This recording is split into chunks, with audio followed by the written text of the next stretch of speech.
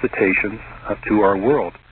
And in order to do that, we have to really see the self-destructive nature of war and conflict. If we continue in war and conflict, we will fall under foreign domination. It's just inevitable. So the Allies paint a picture of two possible outcomes for us. And it's really up to us, because we're creating the condition here on Earth that makes intervention possible and that can assure its success. Let's take some calls. Let's go to west of the Rockies. Let's go first-time caller, first of all. Josh, you're on Coast to Coast with us. Hey, Josh. Hey, what's up? Good. You're in Portland, right? Yeah, Portland, Oregon. Right. I've been listening to the Coast to Coast since I was 7. How old are you now? 17. All right. Well, I had a question for Marshall, because I've been following the kind of first contact ordeal for a while, and I've been really interested in it, because when I was, like, really little, I had a lot of kind of UFO experiences, and I've always been really close to that. And, but what you're talking about, I've heard that, you know, we have to be careful about who we trust. You know, we put our keys to the kingdom to, you know, these visitors that our government or authorities have been already establishing contact with. And then there's, you know, the Disclosure Project and all of that that's pushing to get all this information out to the public and to prepare the people for contact. But do you think that there are maybe like higher dimensional entities, maybe not necessarily the physical 3D beings that you're talking about, who are aware of what's going on and who, you know, are really on our side and are really for helping humanity and the ascension of our planet and unite as a humanity and to really kind of join our galactic brothers and sisters, you know, a galactic federation or Asharkman. I don't know what you'd call it, but do you think that while there may be multiple species or 3D extraterrestrials who not necessarily have the better intentions, that there may be some higher dimensional forces that kind of have more authority over these, who are seemingly breaking the universal laws of free will, of sovereign, you know. Well, I would think he thinks more physical, Josh, instead of dimensional. Would you not, Marshall? Well, I think Josh brings up an important question, and that's when we look at higher dimensional beings really supporting human unity, human freedom, human sovereignty, entering into a very complex, competitive environment within the greater community in which we have always lived. And the angelic source of the greater community way of knowledge, which I consider to be a new message for humanity, absolutely advocates human unity, freedom, and sovereignty, so that all that has been contributed to the human family can come into a greater fulfillment. I mean, the greater community we're facing, in essence, is a maturing process for us.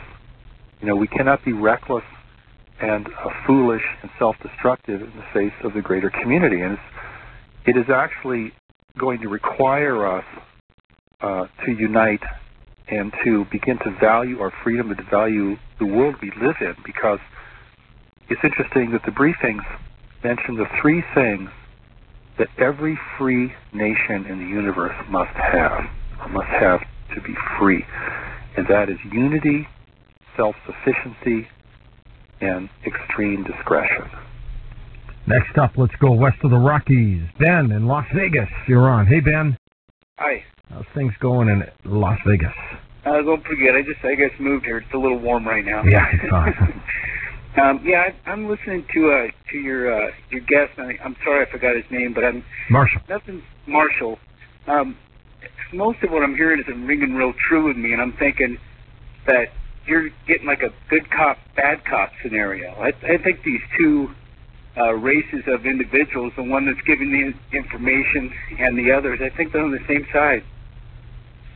Well, actually, and this is a point, I think, of confusion about the Allies that can be difficult to resolve, is that one group is telling us not to support intervention, to oppose intervention as being premature contact, saying that we're not ready for contact. And then you have the other group encouraging intervention, saying that they're here to provide wisdom, guidance, and peace to a warlike humanity. So their objectives are completely in opposition to one another. One is warning us against intervention, and the other is promoting intervention. And one is telling us that we can solve our problems, and the intervening forces is saying that we cannot solve our problems. So their entire agenda and the fact that one is intervening and one is not intervening sets them in complete contrast to one another. Well, that's if they're telling the truth. And salvation by knowledge, I mean, that's a pretty old scenario. They used to call it Gnosticism. All right, thank you. Let's go next. First-time caller line, Kyle in Portland. Hi, Kyle. Hey, how's it going? Good. Everybody's calling from Portland tonight. Go ahead. Right. That's why I tried to go ahead and call. I had an interesting comment I'd like to make about everything he's been saying in the past 45 minutes. It almost seems like that everything he said and brought about, it almost seems kind of quantum in a sense that almost maybe it's a message from the past, because it almost seems like all that, everything you've been talking about has already been occurring up to this point today. What do you think about that, Marshall? Well, I'm not sure what Kyle means specifically as being referenced from the past. All right, go ahead, Carl. Elaborate a little bit more. Well, it almost seems like everything that you brought about tonight has, in one way or another, occurred. Maybe in the past. Or you mean is occurring? Almost like it's a message from maybe 100 years ago or something like that. Like it's already those things have already been happening. Or they're happening. And they almost as if they have been happening. Well, I don't know about that, Marshall. Well, I'm not sure how to respond to Kyle's question, but the things that we're talking about are definitely happening in the world today, and that an intervention such as happening in the world today wouldn't have happened 100 years ago, because at this present time, humanity has created an international network of communication and commerce that foreign races can use. We're beginning to establish new forms of power that could challenge any intervention in the future. And we're at the we have the risk of, destroying the real value of this world through environmental depletion. And so all these three things have generated intervention at this time. Whereas before, there was visitation. Now we're dealing with intervention, and they're very different. By the way, those of you trying to get a hold of Jordan Maxwell's website, jordanmaxwell.com, something has happened there. You get a message, forbidden server, you can't get through. I don't know what happened to him, and he doesn't answer his phone now. Strange things sometimes, Marshall. Strange things indeed. East of the Rockies, Kathy in Philadelphia. Hi, Kathy. Hi. Yeah, go ahead. Okay. My question is basically two parts.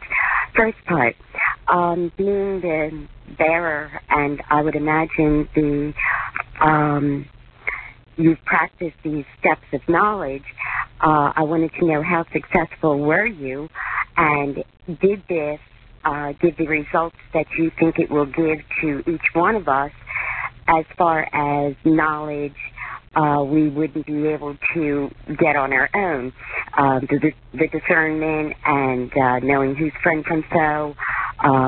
Is it possible that you are still in communication with the allies through this method? Mm-hmm.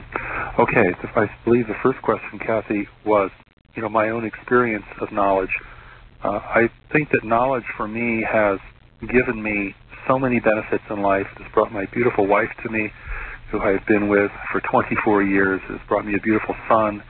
It has guided me away from certain things and towards certain things that has just proven to be so immensely powerful. So when we talk about knowledge, when we bring it down to our daily life in the world, it's the most powerful guiding principle within us. It's really how God speaks to us. It's through this deeper intelligence called knowledge. This is our spirituality. This is our spiritual intelligence. My contact with the allies has, I have not heard from them for quite a long time. They're no longer in our vicinity. But the revelation of the greater community way of knowledge continues. It's just overflowing, and The newmessage.org website has, you can go and read this. I have entire books up online for people to read that are revealing the power and the presence of knowledge within each of us. And this is what makes us strong. This is what makes us whole. This is